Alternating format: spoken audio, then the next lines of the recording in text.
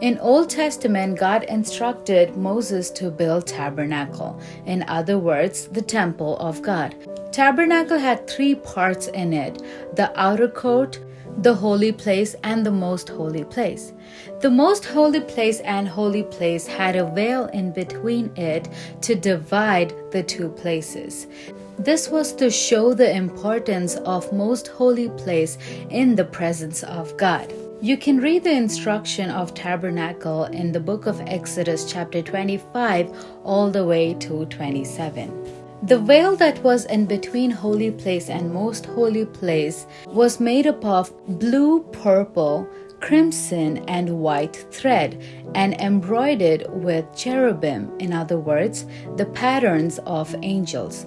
It was a most valuable piece of fabric ever made in the history of humanity.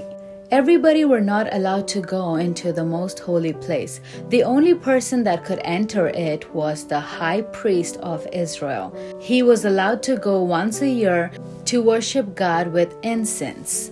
In Matthew chapter 27 verse 51 we read, "At that moment the curtain in the sanctuary of the temple was torn in two from top to bottom." This happened immediately after Jesus breathed his last breath. In Old Testament, because of the sins of human, they couldn't enter into the most holy place. But here in Matthew, we see when Jesus died, the veil was torn from top to bottom, which means God himself tore the veil from top to bottom to break the division between humanity and God. God had to give his only son as a living sacrifice to make this happen so we can enter into the most holy place with boldness to worship God the Father. Despite of his action, we ourselves have built our own veils in our life.